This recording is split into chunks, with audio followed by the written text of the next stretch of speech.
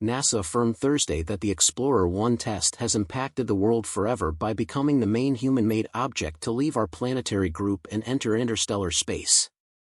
NASA specialists allocated to the Explorer mission have been going nuts about something. The alerts have been coming from Explorer 1, which has been sending messages that have confounded them for quite a long time. Takeoff of the Delta rocket, conveying glass, looking for concealed physics in the stars of the universes. After over 45 years in space, NASA is now cautioning about the absolutely startling discovery made by Explorer 1. What has Explorer 1 found, and why is it so stunning? Stay tuned as we present to you the advance notice by NASA about the unthinkable discovery made by Explorer 1 after over 45 years in space.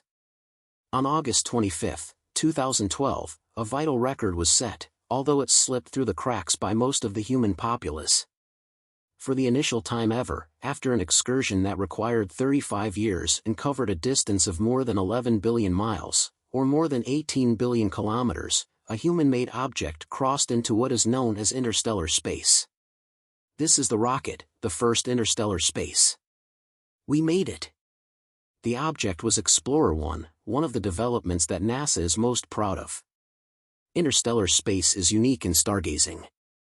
It is the climate between stars, a region where solar winds, the surge of highly charged particles streaming out of the outer layers of the Sun's atmosphere, no longer essentially affect the universe. The region where this happens is known as the heliopause.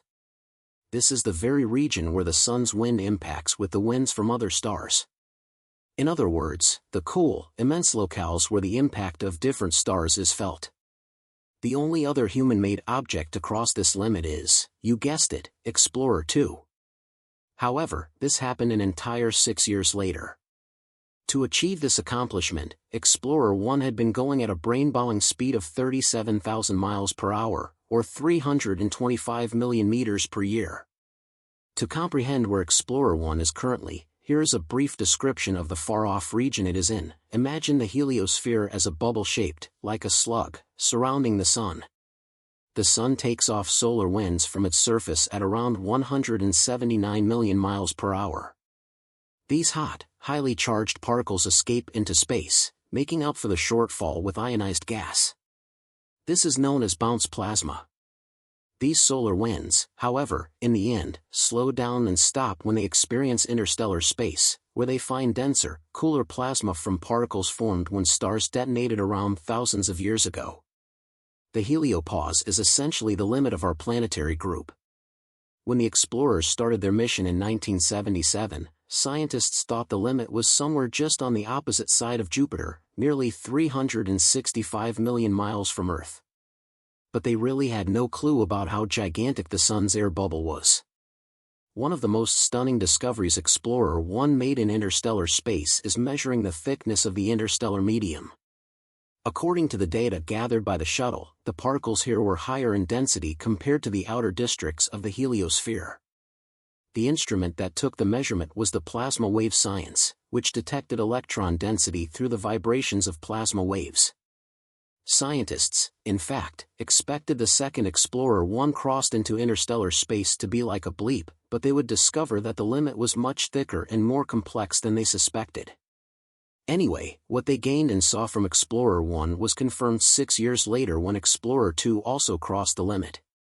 The researchers accountable for the mission were initially befuddled by the magnetic field data sent back by Explorer 1. They were expecting something else, like an observable change, where the magnetic field of the Sun would experience the magnetic field from space. But they were stunned when the shuttle didn't detect any changes in the magnetic field.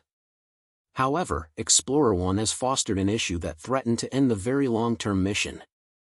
This was not the initial time the space apparatus had run into issues, but the mission regulators were afraid that this may be the final call. What is wrong with this dear of the universe of space science? Essentially put, Explorer 1 has developed a memory issue. A large number of us disregard things every day with no serious consequences to our well-being. However, when you are found billions of miles from Earth, memory issues could be life-threatening. For Explorer 1, it could mean NASA has heard from it for the last time. The space agency has gone through months investigating the aging rocket after it started sending back incoherent data. It prompted a delay in the scientific work that Explorer 1 supports as the maintenance team tried to find the issue. They have analyzed the flight subsystem, which is the computer unit that instructs the telemetry regulation unit to communicate information back to Earth from early discoveries. The guilty party may be a single chip, which is part of another component known as the FDS. This possible development was accomplished after NASA engineers sent a command that instructed Explorer 1 to send back a readout of its FDS memory. The team then found that around 3% of the FDS memory had been corrupted. This was preventing the computer from working properly. What complicates the issue is, simply put, that the majority of the devices we use are not intended to endure over 50 years. Also, when they need to work in the harsh environment of space, it is nothing short of a miracle that these machines are still working. You also need to consider that many of the people who built the rocket are no longer around. Others among them have moved on to something else or retired. Something else complicating the diagnostic process is distance. As of now, Explorer 1 is more than 15 billion miles from Earth. If you send a signal to Explorer 1, it takes 225 hours, almost a day, for the space apparatus to get it. The same is true when the rocket responds with its own message, because the scientists need to wait 225 hours to receive the message. It is like completing a conversation where you can speak a single word each day. Engineers call it troubleshooting in slow motion. This makes the work of finding the issues a slow, methodical process. They couldn't even say with certainty what the issue is. They have proposed that the chip in question was hit by a high-energy particle from space or that the chip simply wore out after over 45 years in service. The most frustrating part of this latest Explorer 1 emergency is that, based on the data available, the shuttle can't figure out how to send the right message back to Earth. It is working as well as it could, but its communication with Earth is hampered. To get to the bottom of the issue, NASA had to wake up an engineer from retirement. Bob Rasman, who started his career right out of school 2 years before the Explorers took off and had worked on and off the mission before, decided to rejoin the team. He was involved in another communication issue the space apparatus had and chose to stay on to fix any future issues.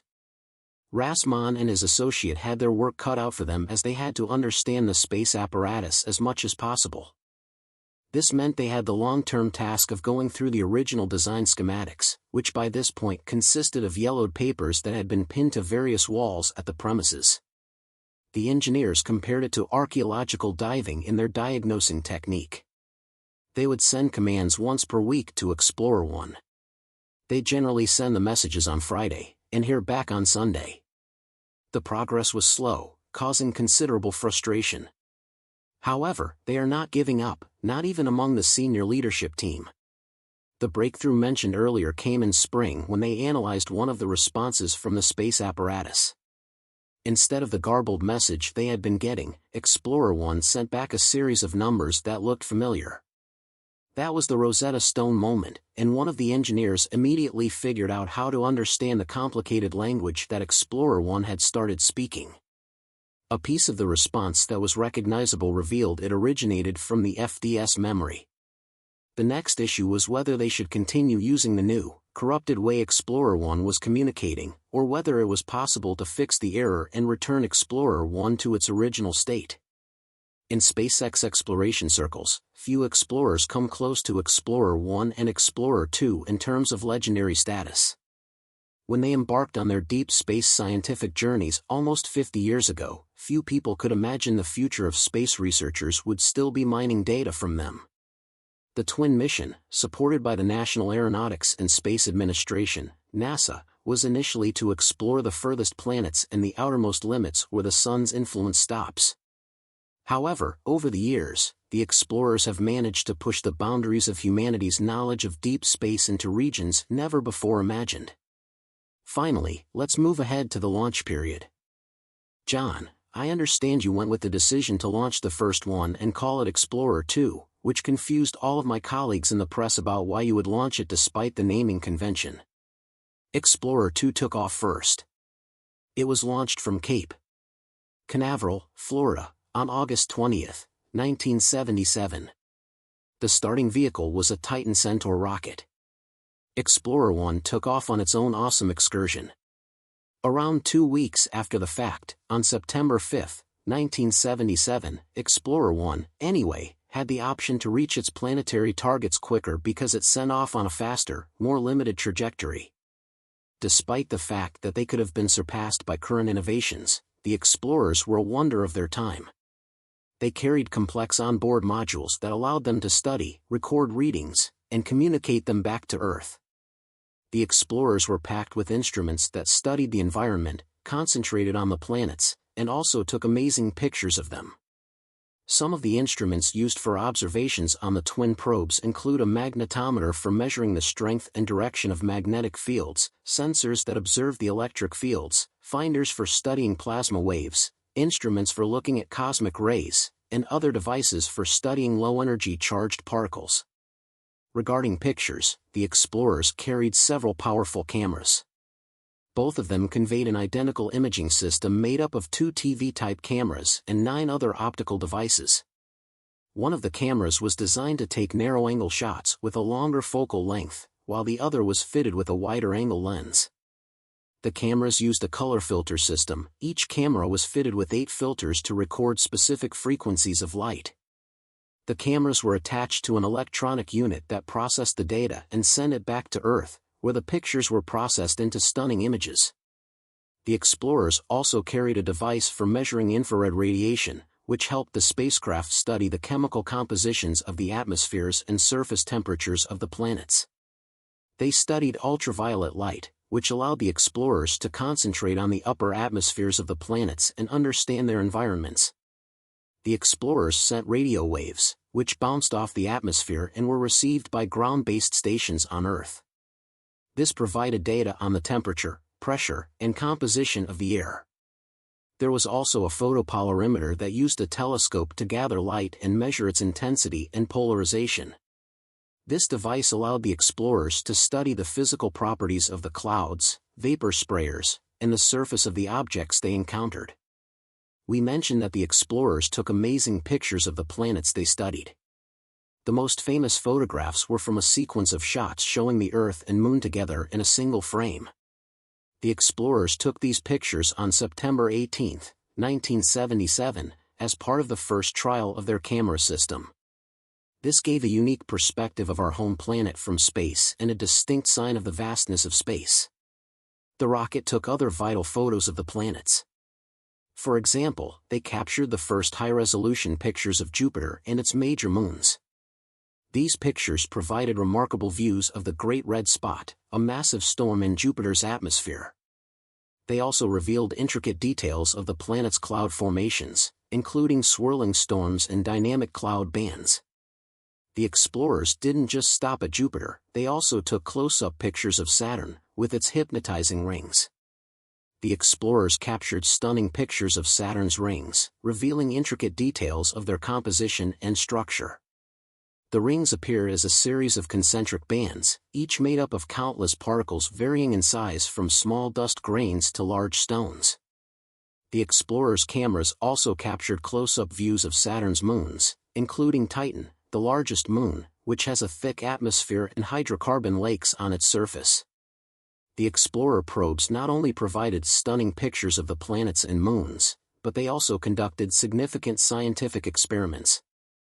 They measured the composition of planetary atmospheres, studied magnetic fields, identified high-energy particles, and observed interactions between the solar wind and planetary magnetospheres. These observations revolutionized our understanding of the outer solar system and laid the foundation for future missions to explore distant worlds.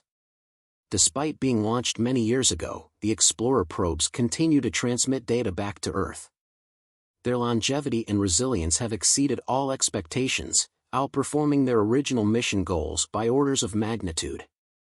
Explorer 1 and Explorer 2 have become enduring symbols of human ingenuity and exploration, inspiring future generations to reach for the stars.